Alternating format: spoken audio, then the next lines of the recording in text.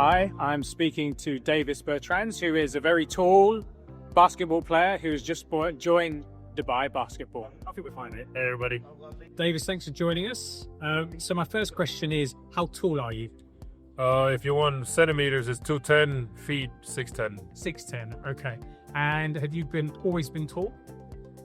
When I was younger, yes, I was a good head taller than everybody else. But then around age like 9, 10, between 9 and 12, I would say like everybody else started growing and I kind of stayed in place. And when I turned 15, that's when I hit like a huge growth spurt, and I went from being basically a point guard and shooting guard to being a power forward that I'm right now. Yeah.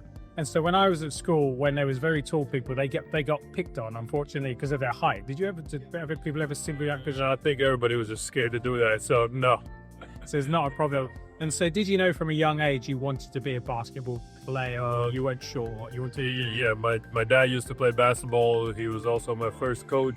My brother's 3 years older than me. He played basketball, still does, and started in San Antonio Spurs for 3 years, then Washington Wizards for 2.5, then Dallas Mavericks for a year and a little bit, and then my last season was split between Charlotte. Well, first OKC and then Charlotte. And who would you say is the best player you've ever played against? Against, I gotta say Stephen Curry, the hardest one to guard for sure. And then, but I'll also mention the best one I played with, in my opinion, was Manu Ginobili. Right. Okay. Why would you say him? What was it about him? Manu Ginobili is the ultimate teammate. Always puts team first, and things that he was doing still at 40 years old is unimaginable, and playing at that high level. So, and in his career, he's won everything. He's won EuroLeague, he's won World Cup, Olympics, and NBA titles. So. Yeah. He's the ultimate winner. Yeah. Have you ever seen the Netflix documentary Starting Five?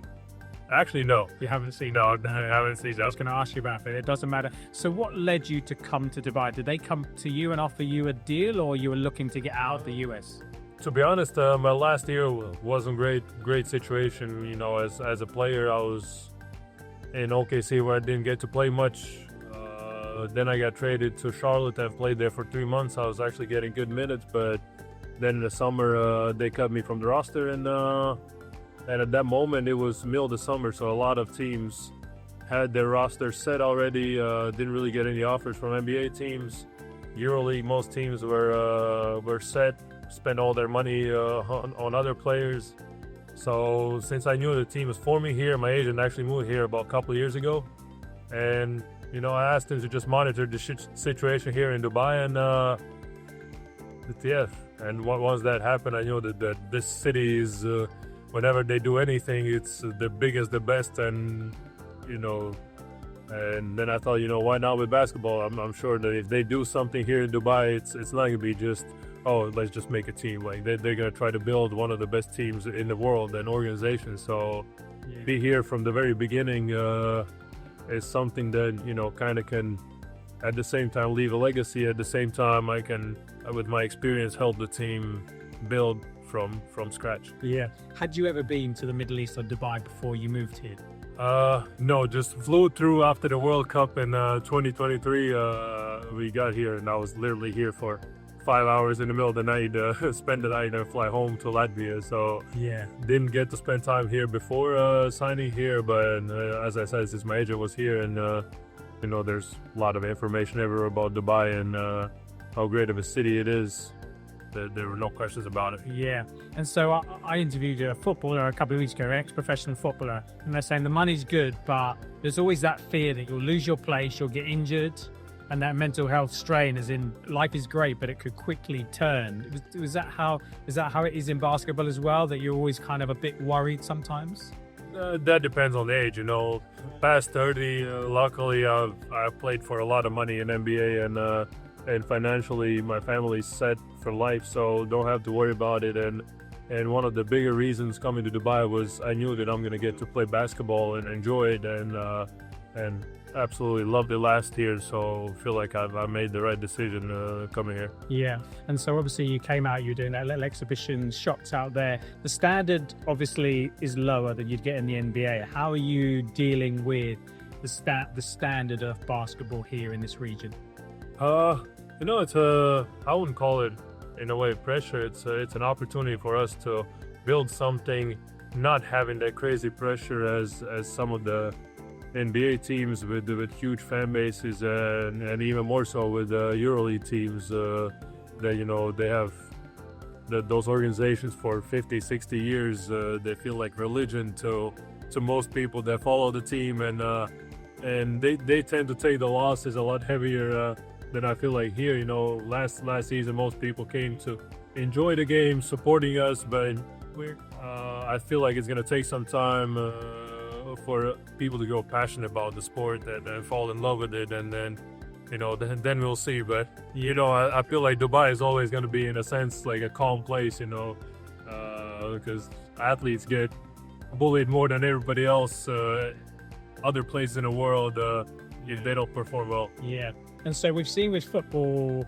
the region sort of up their game. Ronaldo, one of the most famous footballers on the planet, went to Saudi, and we saw lots of other professionals come. Do you think the same thing could happen with basketball, that we could see a lot of well-known ex-players, Steph Curry, coming to the end of their careers, move to this part of the region, or it's still, for them, it's too far, they've made so much money, it's like, why would we need to go and play in the Middle East? I feel like I think the biggest difference why a lot of players started to move here for football reasons was definitely the money was much bigger than anywhere else in the world. So in the NBA, it's still a lot of hand at the moment, and I don't think it's going to change anytime soon. So for those players to make a switch, I don't know, if somebody who's crazy enough here in the region that's so rich that they're going to say, we're going to pay, we're going to sponsor the team and give $100 million to Stephen Curry, then maybe that might happen. But yeah, who knows? It might happen. Yeah. But at the same time, I feel like it's going to be more,